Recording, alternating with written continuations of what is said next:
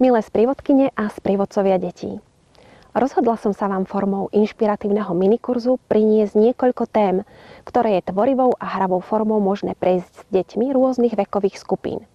Keďže mám za sebou niekoľko stretnutí s deťmi predškolského veku, tento minikurz bude venovaný najmä sprievodcom tejto vekovej skupiny.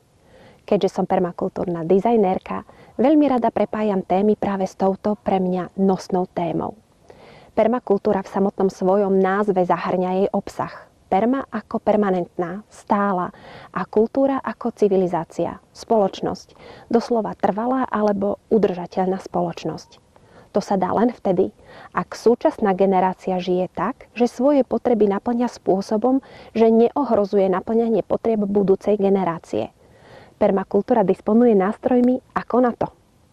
Hoci je permakultúra v povedomí spoločnosti spájaná hlavne so záhradou, záhrada je podľa môjho názoru len mostom, ktorý nás dokáže previesť k hĺbšiemu porozumeniu permakultúry.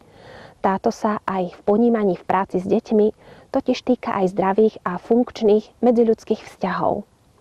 V práci s deťmi vychádzam z medzinárodnej vetvy permakultúry, ktorá má názov Deti v permakultúre. V rámci tohto medzinárodného projektu bola vypracovaná metodika, ktorá prepája učenie vonku s piliermi permakultúrnej etiky a s princípmi permakultúry.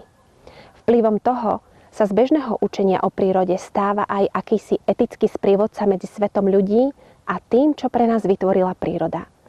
Počas práce s témou sprievodcovia k tomu pristupujú ako k celostnému učeniu. Celostné učenie zahŕňa učenie cez oči, emócie, ruky a hlavu. Znamená to zapájanie zmyslov, emócií a vedomostí. A ako na to? To si ukážeme o chvíľu. A teraz priamo k téme zo série Ako s deťmi hovoriť o... Dnes to bude o dážďovkách. A čo je obsahom tohto minikurzu? Niekoľko zaujímavých faktov pre dospelých, aké pomôcky môžete používať, ako si pomôcky môžete vyrobiť a čo zafungovalo mne. Milí dospelí, vedeli ste, že existujú 3 druhy dážďoviek? Epigeické dážďovky žijú vo vrchnejších vrstvách pôdy, tesne pri povrchu až niekoľko centimetrov pod povrchom a vyznačujú sa vysokou rýchlosťou rozkladu organických látok, teda látok, ktoré sú typické pre živú prírodu, tiež vysokou rýchlosťou metabolizmu a reprodukcie. Dĺžka ich tela sa pohybuje v rozmedzi 3 až 10 cm a sú červeno-hnedej farby. A práve tieto dážďovky sú vhodné do vermikompostérov. Endogenické druhy dážďoviek sa nachádzajú o niečo hlbšie ako epigeické druhy. Zvyčajne vytvárajú horizontálne systémy chodbičiek. Živia sa materiálom, ktorý sa nachádza pod povrchom pôdy, napríklad koreňmi a zvyškami rastlín. Anektické druhy dážďoviek môžu prenikať do hĺbky 1 až 2 metrov. Zvyčajne žijú vo zvislých chodbách, do ktorých si sťahujú rôzne rastlinné zvyšky z povrchu pôdy. A vedeli ste, že dážďovky nikdy nepožierajú korienky živých rastlín? Vedeli ste, že ak je proces kompostovania v kompostéri ukončený, dážďovku v ňom nenájdete? Vedeli ste, že povrch tela dážďovky je pokrytý hlienom, ktorý obsahuje lepkavý glykoproteín, ktorý spôsobuje to, že ich chodbičky sú pevnejšie a zároveň sa tým pôda prevzdušňuje a vytvárajú sa tiež podmienky na udržanie vody v pôde a tiež podmienky pre rast húb a baktérií. Vedeli ste, že dážďovka je súčasťou pôdneho makroedafónu, teda viditeľných zložiek existujúcich v pôde? A vedeli ste, že dážďovka sa len ťažko dá vytiahnuť z pôdy kvôli jej štetinkám na povrchu tela? V tejto časti minikurzu si prejdeme celým procesom práce s deťmi. Ako som spomínala v úvode, permakultúra má svoje princípy a permakultúrna etika má svoje piliere. Permakultúrny princíp, ktorý má vo svojom znaku symbol dážďovky, sa nazýva Nevytváraj odpad a je jedným z 12 zadefinovaných princípov. Dážďovka má v jeho znaku miesto nenáhodne. Reprezentuje totiž ukážku prírody o tom, ako by mal vyzerať uzavretý prírodný cyklus. V prírode sa totiž nič nevyhadzuje a len sa premieňa na nové zdroje.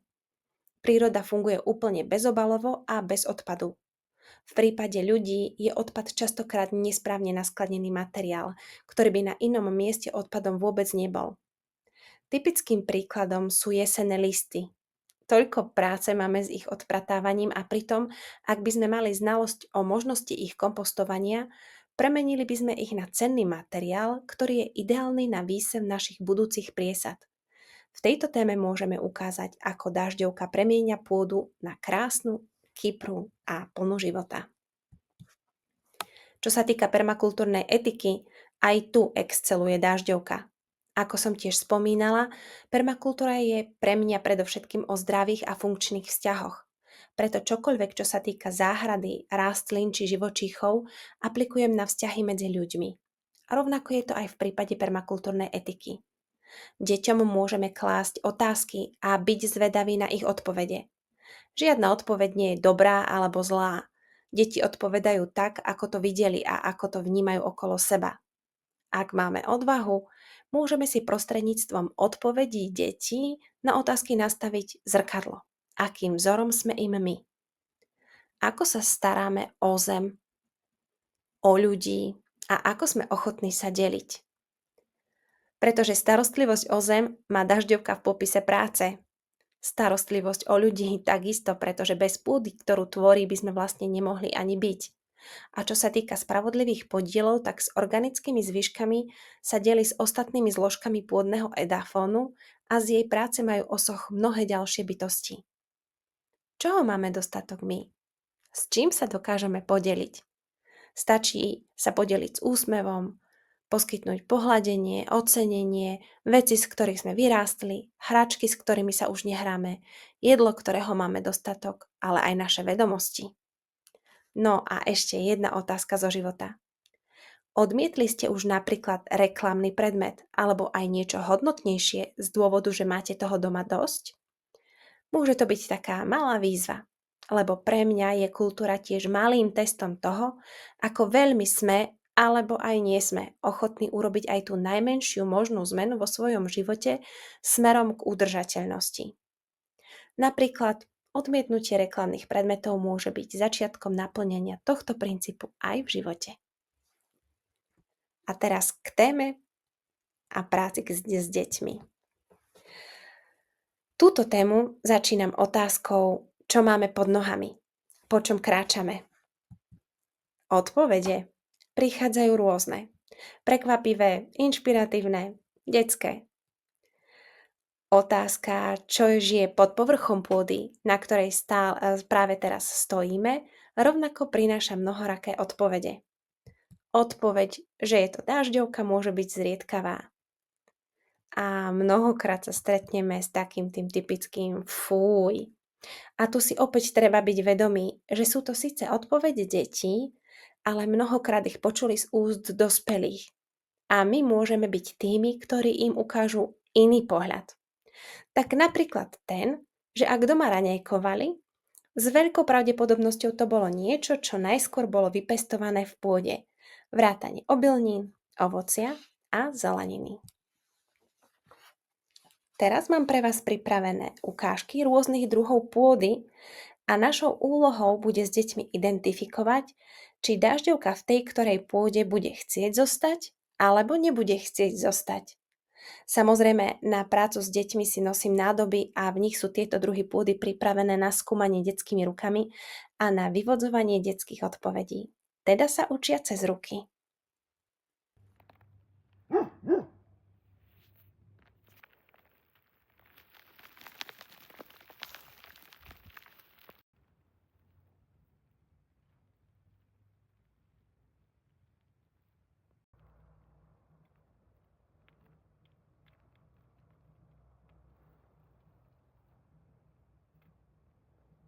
Učenie hlavou už znamená, že deti dostávajú informácie a je na nás, akou formou sa rozhodneme tieto informácie podať.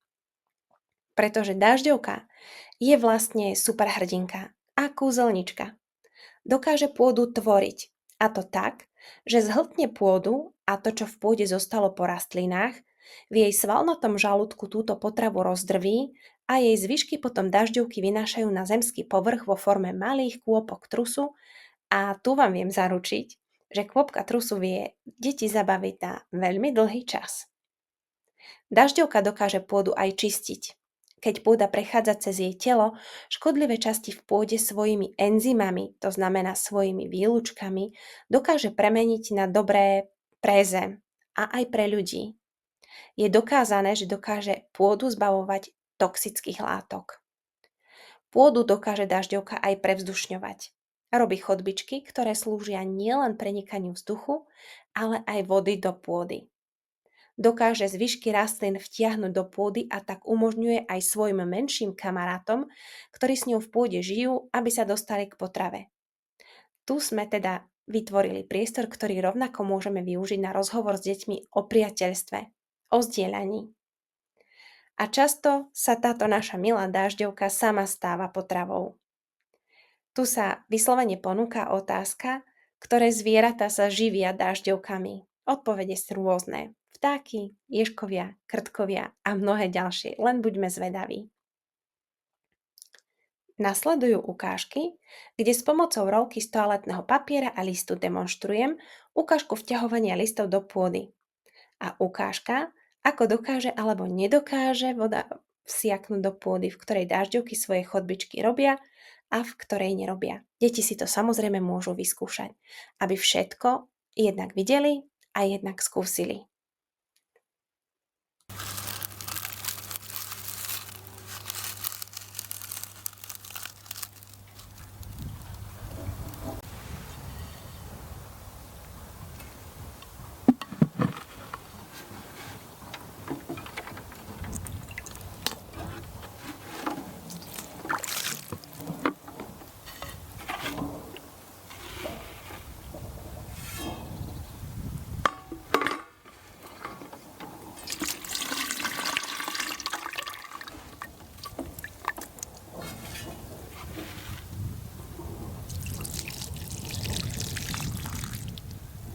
Teraz sa dostávame k mojim obľúbeným pomôckam. K tejto téme sú to kokóny, malé a dospelé dažďovky, deti si ich s obľubou pozerajú a teda zapájajú oči. Sú síce plastové, ale na druhej strane veľmi dlho vydržia a vydržia aj všelijaké hranie sa v rukách detí. Na základe týchto modelov sa vieme rozprávať o tom, aký má dažďovka tvar, že tento tvar im umožňuje pohyb pod zemou, akú má farbu a čo vidia na povrchu jej tela.